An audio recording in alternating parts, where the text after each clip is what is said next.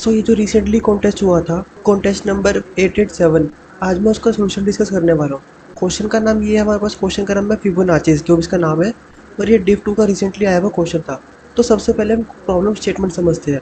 तो problem statement हमें ये कह रही है कि हमारे पास दो इंटीजर्स नंबर गिवन होंगे, एन और के, और हमें इस तरह हमें हमें नंबर ऑफ सीक्वेंस फाइंड करने हैं सच डैट कि जो हमारे पास एक लेंथ होगी, के हमारे पास एक सीक्वेंस होगी के लेंथ की, और वो जो सीक्वेंस होनी चाहिए वो सीक्वेंस फिबोनाची सीरीज होना चाहिए सच डैट जो उसका लास्ट नंबर है, उसका लास्ट नंबर हमेशा एन होना चाहिए।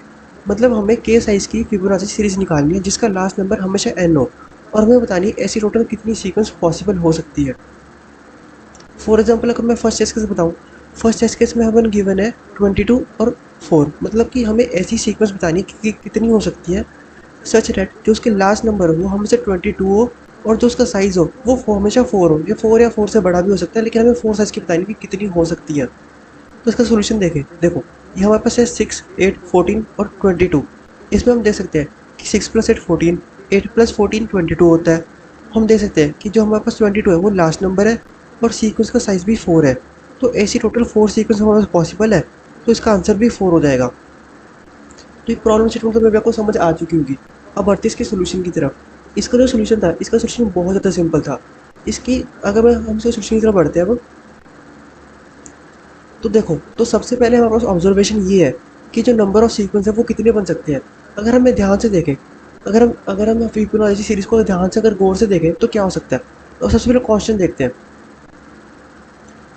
तो जो क्वेश्चन है, क्वेश्चन ये हमारे पास ये कह रहे हैं कि जो हमारा एन है वो हमेशा 10⁵ से छोटा होगा, और जो के है वो हमेशा 10⁹ से छोटा होगा। मे बी जो के है ये मे बी आपको सिर्फ कंफ्यूज करने के लिए देता है कि इतना बड़ा के है, आप ब्रूट फोर्स कैसे लगाओगे। लेकिन जो इसका सोल्यूशन है वो बिल्कुल ब्रूट फोर्स पे डिपेंड करता है, और किसी चीज़ पे डिपेंड नहीं। इसका क्वेश्चन ही इसका पूरा सोल्यूशन ही ब्रूट फोर्स है। अब अगर गौर से देखें, तो अगर हम देखें जो 40th फिबोनाची सीरीज होती है उसकी वैल्यू कितनी होती है। 40th फिबोनाची सीरीज की वैल्यू कब से होती है, 10 की पावर। अगर हम देखें 1 2 3 4 5 6 7 8 8, मतलब हमारे पास जो 10 की पावर 8 है, मतलब 10 की पावर 8 है, वो हमारे पास लगभग 40th फिबोनाची सीरीज होने वाली है। मतलब फिबोनाची सीरीज कभी 40 से ऊपर जाने ही नहीं वाली है हमारे पास। मतलब अगर हम ध्यान सोचें कि हम पर टेस्ट केस हमारे पास की जो हमारा जो एन की वैल्यू है, एन की वैल्यू 1E5 है। तो अगर 1E5 को हमें हर बारी एटलीस्ट 40 टाइम से भी कम आइटरेट करना पड़े तो टीएलई नहीं देगा। सीधी सी बात है। मतलब की कॉन्सेप्ट ये है कि जो के की वैल्यू कभी इतनी बड़ी हो नहीं वाली, जो मतलब इतनी आपको दे रखी है। मतलब एटमोस्ट ये 40 हो सकती है, 40 से ऊपर कभी होने नहीं वाली। 40 भी ज़्यादा है, मतलब 40 से कम ही होगी इसकी वैल्यू जो भी होगी। तो बढ़ते इसके सॉल्यूशन की तरफ। तो सॉल्यूशन इसका ये कहता है कि देखो हमारे पास जो एन गिवन होगा, हमें क्या करना है, हमें 1 से लेके एन तक हमें सारी की सारी वैल्यूज़ को निकालना पड़ेगा सच डैट कि जो हमारे पास एक वैल्यू है। देखो हमारे पास एन है, हम एक काम करेंगे कि हम पेयर्स निकालते हैं। जो हमारे पेयर की जो देखो पेयर का जो लास्ट वैल्यू है वो हमेशा एन होने वाली है। जो मैंने ले ली जेड, मतलब जो मेरा जेड है वो हमेशा एन होने वाला है। और मैं आई निकालूंगा, मतलब जो मेरा आई है, आई मेरा क्या होगा 1 से लेके एन तक होगा। मतलब कि मैं एक कम वैल्यू निकालने वाला हूँ एन से, उसको मैं असाइन कर दूंगा आई से। मतलब फर्स्ट वैल्यू मेरी जेड होगी, जो मेरी उससे पहले वाली वैल्यू होगी वो मेरी आई हो जाएगी। अब मैं क्या करूँगा, जो मेरी थर्ड लास्ट वैल्यू होगी वो क्या होगी, जेड माइनस वाई। ऑफकोर्स यही होने वाली है क्योंकि फिबोनाची सीरीज है। अगर हम देखें वाई प्लस जेड, हमारे पास Y plus Z Z X plus Y हमारे पास जेड बन रहा है, तो हाँ जी बिल्कुल सही है। तो हमें मैंने क्या करा है यहाँ पे, कोड में आप जैसे देख सकते हो कि मैंने आई से लेके एन तक उल्टे में ट्रैवर्स करा, और उसके बाद मैं क्या कर रहा हूँ, मैं हर एक पर्टिकुलर आई के लिए चेक कर रहा हूँ। और मैं चेक क्या कर रहा हूँ, अब जो नेक्स्ट स्टेप है मेरे को चेक क्या करना है कि सच डेट जो मेरी आई है वो कंट्रीब्यूट करेगा इसके अंदर।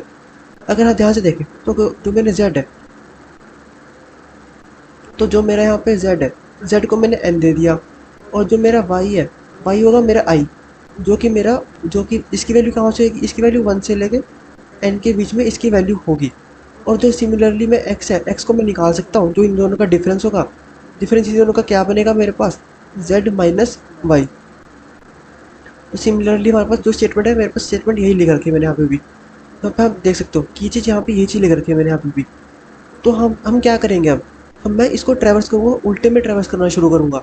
देखो उल्टे में ट्रैवर्स करना क्यों, देखो मैं यहाँ पे करूँगा, मैं सबसे पहले मेरे पास जो जेड है, जेड मतलब जो मेरी सीक्वेंस क्या थी मेरी एक्स वाई जेड, तो मैं इस सीक्वेंस को एक पीछे ले जाऊँगा। एक पीछे ले जाने का मतलब क्या है, जो मेरा z है, z को मैं y बना दूंगा, मतलब कि जो मेरा z है वो मेरा y बन जाएगा, और जो मेरा y है y मेरा z बन जाएगा, और जो मेरा नया x है, नया x मेरा क्या बनेगा, नया x मेरा वही रहेगा, z माइनस वाई। तो देखो इस तरह मैंने अपनी एक फिबोनाची सीरीज को एक पीछे ले गया मैं। मतलब अगर मेरी लास्ट वैल्यू z है, सेकंड लास्ट वैल्यू मेरे पास i है, और जो थर्ड लास्ट वैल्यू वो मैंने निकाल दी। अब मैं एक एक सीक्वेंस को पीछे ले जाना शुरू करूँगा। जब मैंने पीछे ले जाना शुरू करा तो देखो इसके लिए भी कंडीशंस लगेंगी। देखो जब मैं पीछे ले जाना शुरू करूँगा, मेरा जो हर टाइम जो मेरा y है, मेरा y हमेशा x से छोटा होना चाहिए। सॉरी, जो मेरा x है वो हमेशा मेरा y से छोटा होना चाहिए। क्योंकि क्यों होना चाहिए, इसका जो रीज़न है, इसका रीज़न ये है। देखो अगर मेरा किसी टाइम पे अगर मेरा जो y है वो x से बड़ा हो गया, तो मेरी फिबोनाची सीरीज होना रहेगी। फिबोनाची सीरीज में क्या होती है, जो भी मेरे 3 कंसेक्यूटिव एलिमेंट्स होते हैं वो हमेशा एक दूसरे से छोटे होते हैं। फॉर एग्जांपल जो मेरे 3 कंसेक्यूटिव एलिमेंट्स है, 3 कंसेक्यूटिव मेरे a है, सपोज मान लो मेरे पास ये है a है, सेकंड एलिमेंट मेरा b है, थर्ड एलिमेंट मेरा c है। तो क्या होगा, जो मेरा हमेशा जो सीक्वेंस है वो हमेशा सीक्वेंस के हिसाब से मेरा a हमेशा b से छोटा होगा और b मेरा c से छोटा होगा। इसलिए मैं कंडीशन को चेक कर लूँगा कि जो मेरा यहाँ पे x है, x मेरा हमेशा y से छोटा होना चाहिए। और एक और चीज़, और जो मेरा लास्ट नंबर है वो हमेशा 0 से बड़ा होना चाहिए। क्योंकि 0 से अगर छोटा चला गया तो वो ऑब्वियसली चलने नहीं वाला। लेकिन अगर हम एक और चीज़ देखें, जो हमारे पास x है, x जो मतलब जो सबसे पिछले वाली टर्म है वो कभी भी 0 हो सकती है। लेकिन जो मेरी सेकंड टर्म है वो कभी भी 0 नहीं हो सकती। क्योंकि देखो अगर ये दोनों मेरी 0 हो गई तो मेरी थर्ड टर्म है वो भी 0 होने वाली है, तो सीक्वेंस कभी बढ़ेगी नहीं आगे। तो मतलब ये जो टर्म है ये कभी भी 0 नहीं हो सकती, और इसको मैं 0 रख सकता हूँ। तो अब यहाँ पे कंडीशन भी चेक कर ली। अब मैं क्या करूँ, बस मैं रिवर्स में ट्रैवर्स कर रहा हूँ जब तक कंडीशन सेटिस्फाइड है, और काउंट को प्लस प्लस कर रहा हूँ। काउंट को प्लस प्लस करते मैं देख रहा हूँ कि जो मेरा काउंट है, मतलब मेरी सीक्वेंस खत्म होने के बाद जो मेरा काउंट है वो मेरा के से बड़ा है कि ये मेरा क्या था, जो मतलब उसकी लेंथ होने वाली है। अगर वो मेरा के से बड़ा है तो मैं रिटर्न कर दूंगा 1, वरना मैं रिटर्न कर दूंगा 0। और मैं यहाँ पे जब फंक्शन से रिटर्न कर रहा हूँ तो मैं चेक कर रहा हूँ कि देखो अगर जो मेरा f है वो मेरा ट्रू है, मतलब कि जो मेरा f है वो मेरा ट्रू है, तो मैं एक मैं अपर बाउंड सेट कर लूँगा। अपर बाउंड होगा मेरा r और लोअर बाउंड होगा मेरा l। अपर बाउंड मेरा क्या होगा, देखो अपर बाउंड को मैं सिर्फ एक बार अपडेट करने वाला हूँ। मतलब अपर बाउंड मेरा क्या है, तो मैं चेक करूँगा कि जो मेरा सबसे जो मेरा बड़ा आई है जो इस कंडीशन को सेटिस्फाई करने वाला है, उसको मैं आर के अंदर स्टोर कर लूँगा। और सिमिलरली जो मेरा सबसे छोटा आई है जो मेरे इस कंडीशन को सेटिस्फाई कर रहा है, मैं उसको इसके अंदर चेक कर लूँगा। मतलब मेरे पास क्या है, अब मेरे पास कंडीशन इस तरह हो गई है। अगर ध्यान से देखें, मेरे पास कंडीशन इस तरह हो गई, मतलब मेरे पास कंडीशन है वो, मतलब मेरे पास अगर यहाँ पे मेरा आई है और ये मेरा एन है, तो मतलब अगर मेरे किसी पर्टिकुलर क्वेश्चन के लिए मेरी ये दो चीज़ें सेटिस्फाई कर रही है, आई और एन।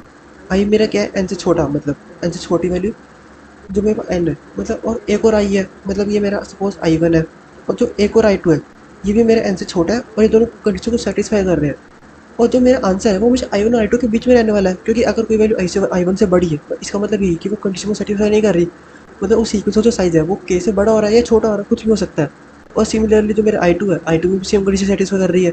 मतलब मेरा कोई भी कंडीशन ख़राब होगी या मेरा काउंट वहाँ तक नहीं पहुँचा, तो मतलब यही चीज़। तो यहाँ पे सिमिलरली मैंने यहाँ पे आई, एल और आर की वैल्यू निकाल ली। ऐसे सपोज मतलब ये मेरा अपर और लोअर बाउंड एक्ट कर रहे हैं, मतलब अपर और लोअर बाउंड एक्ट कर रहे हैं। तो लास्ट में मैं क्या करूँगा, जो मेरा अपर और लोअर बाउंड है जो उनका डिफरेंस है वही मेरा आंसर होगा। सिमिलर सी बात है। और बस इसी तरह जो मेरा आंसर है वो यहाँ पे निकल जाएगा। तो बस यही थी इस क्वेश्चन की एक्सप्लेनेशन। मे भी आपको क्वेश्चन की एक्सप्लेनेशन समझ आ गई। और मैं इसको कंक्लूड करूँ तो कंक्लूड इसका इस तरह करूँगा, जो मेरा के है, के कभी मेरा इतना बड़ा होने नहीं वाला। इसलिए मैं क्या कर सकता हूँ, जो मेरा एन है, एन के लिए मैं हर एक उससे छोटी वैल्यू को ब्रूट फोर्सली चेक कर सकता हूँ कि अगर मैं उन दोनों वैल्यू को सेकंड लास्ट और लास्ट वैल्यू रखूँ, तो अगर मैं उसको पीछे ट्रेवर्स करना शुरू कर दूँ तो मैं के साइज़ की लेंथ बना सकता हूँ। मतलब कि जो मेरी मिनिमम लेंथ है वो क्या के बन सकती है। तो अगर वो के मेरी बन सकती है तो मैं उसको एक अपर बाउंड में छोड़ कर लूँगा। तो सिमिलरली जो मेरी लास्ट बन सकती है आई, उसको मैं लोअर बाउंड में छोड़ करूँगा, और एंड में मैं उन दोनों के डिफरेंस को रिटर्न कर दूँगा, जो कि मेरी नंबर ऑफ टर्न होगी। तो यही थी इस क्वेश्चन की एक्सप्लेनेशन।